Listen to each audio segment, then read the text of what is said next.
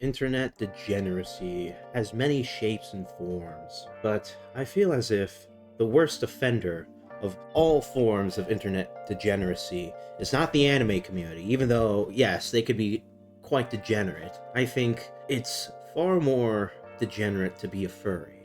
Now, for those who are anywhere on the internet, anywhere associated with the internet, you can quite easily realize that, yes, there's this thing called furries that exist, and, well, they do things, i.e., they dress in fursuits and act like they're animals sometimes. Or they're just normal people who wear fursuits and mascot costumes. Who knows? All I know is that the furries are some of the biggest punching bags on the internet because, well, to be frank, it is kind of weird that you want to be, an anthropomorphic animal pretty much who does pretty weird sexual things to other people who dress up as animals. In some ways, it kind of makes you think of, isn't this just bestiality in extra steps? Who knows? I don't know. But back in the day, I feel as if the anime community and furries were pretty much top tier degenerates. You know what I mean? Look,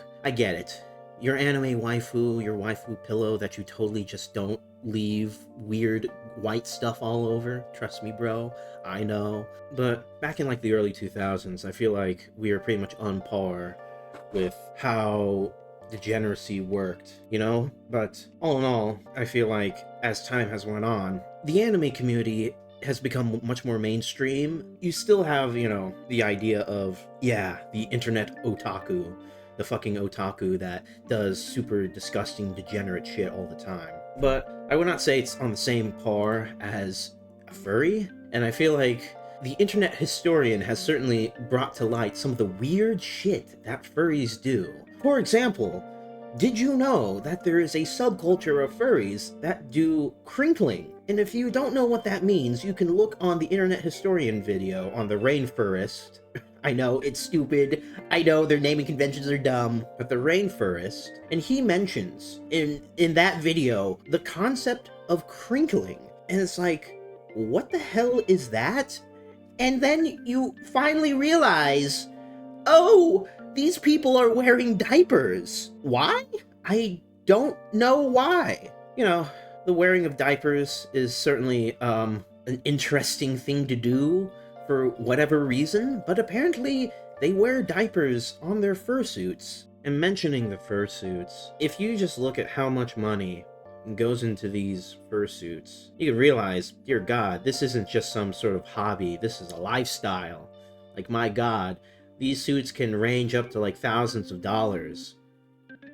And it's absurd that people would spend like thousands of dollars.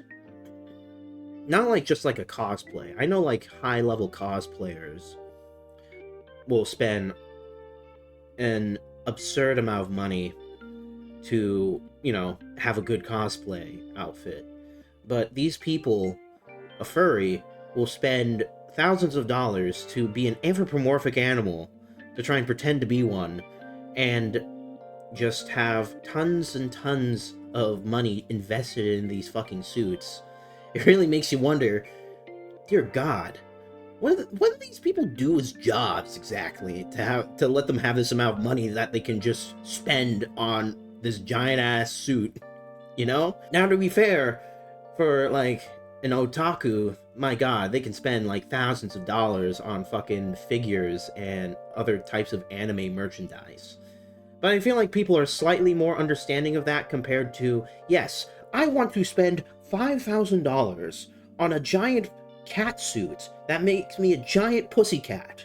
Yes, this is a good investment. Now, look, hey, people could spend their money on whatever they want, but that doesn't make them free from judgment, okay? I'm totally judging. And I think it's also pretty funny for it, like, some people are just struggling for cash, just like, yeah, fuck, bro, I just spent $5,000 on a fucking cat suit. It's like, what are you going to do with this? It's like, wear it. It's like, what are you going to wear it for? To do sexy shit? To do, like, sex stuff? It's like, well, what? Yeah, do sex stuff. But what the fuck? What do you mean sex stuff? In the suit? Yeah, in the suit. It's like, what the fuck? Who, who puts it in their mind that they essentially want to put on a mascot outfit and try and do weird sex stuff in it? I don't know. Now, I'll be charitable and say not all of them are that degenerate where they want to do sex stuff. I'm just saying a shit ton of them want to do sex stuff in the suits. Also, on top of that, like, it seems to me, and a lot of the internet community, the furries get associated with some of the weirdest sort of fetishes and goofiest stuff possible. That kind of does put a bad name on them. And kind of rightfully so. I mean, if there's a stereotype, there's a reason that the stereotype exists. There's some level of truth to it. And I would have to say that, yeah, I mean, look, you may have been an innocent child and may have liked Lolo Bunny, like Lolo Bunny back in Space Jam, and might have gotten a hard on, but now that innocence is gone, and now you just can't help yourself but put on this giant fucking dog suit and be a giant ass dog and try and say, you know, yeah, I want to do crazy sex stuff in the suit. Because why not? I want to fulfill my childhood fantasy of fucking Lolo Bunny. It's like, what the fuck? What? Excuse me, sir? Now, again, I mean, comparing that with the anime community, I guess you could say the anime community is also fucked up and weird. Yeah, rightfully so. But I think as time has went on, the anime community has become certainly far more mainstream and, you know, less degenerate over the years, since there's just so many new people who don't engage in that goofy, weird stuff. But I'm gonna have to say, back in the day, yeah, I think an otaku and a furry would have kind of been put up there. And sometimes otakus are also furries. Who would have thought? But all in all, these fucking furries are really weird. Like, in like the internet historian stuff, in one of the videos about furries, apparently they rented out this hotel for their event. And they had a ball pit. They had this, like, just big common area where they had games and other stuff. But apparently, some jerkwad decided to go take a fat piss in the ball pit. And, my god, who like, stops by a ball pit and just comes up with the conclusion, I'm gonna piss in this. You know what I mean? Who thinks that? It's like, yeah, I'm gonna piss on this. You know, real dog tier type people. Ha ha ha. I made a joke. Laugh at it. But in reality, it's like, geez, yeah, the stereotype is real. That these people are fucking weird and are degenerates. And, you know, a furry could argue, well, you know, it's not everyone. True, but it's certainly a shit ton of you, okay? Like, you can't deny that there is a massive amount of people that engage in this weird shit involved with the fursuits. I just can't unsee it. And in some ways, people could come to the conclusion that, isn't this just, like, bestiality? Like, fantasy bestiality in some ways? I guess you could say so, but people just want to be animals, you know? They just want to wear the fursuits. Again, I don't really know what drives a person to wear that, other than maybe some childhood innocence or a childhood desire, something like that. I don't know. It's really interesting if you just think about it, like, psychologically, as to why someone would want to do that. You know, a cosplayer is one thing. It's like, I have my favorite character that I want to, like, be and dress up as. But it's an entirely different thing to create your own, I feel so dirty saying this, persona, a fursona, where it's like, yes, I have a secondary personality and an archetype and a character that I refer to as my fursona whenever I put on my fursuit.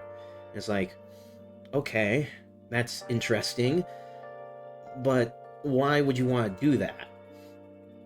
I mean, I guess it really all comes down to escapism in a way. Same with, like, otakus and stuff and people who like anime. But I feel like it's an entirely different level to want to, like, purposely spend lots of money on this stuff and become a furry wear the fursuit and want to do the sex stuff, you know? I think you really have to fall down a deep dark pit to want to do that. That's just me. But all in all, I feel like furries kind of do deserve they're essentially like shit on and punching bag status because they can be some of the most cringy and weirdest people that you can interact with, even more so than people who like anime.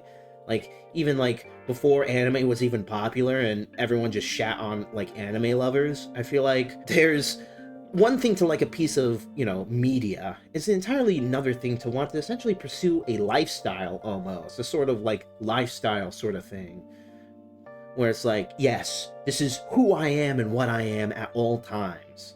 And I, you know, go to these cons with similar like-minded people who also spend like thousands of dollars on these suits. Because trust me, these suits aren't cheap, and it takes a lot of investment and thought into making these things. It really makes you think, is this really a hobby or is this more of like a lifestyle choice? I don't know. But I'm just doing a shower thought with furries because why not? It came into my mind, popped into my mind, and I decided, fuck it, why not? I'll talk about it. But please, give me your thoughts on what you guys think a furry. How like, what are your thoughts on furries? I feel like this would be an interesting conversation. Do you think that they deserve the status that they get of just being the biggest degenerates on the internet? Or do you not think that?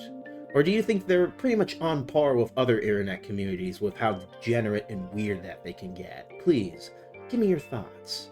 Alright, thank you for listening, and goodbye.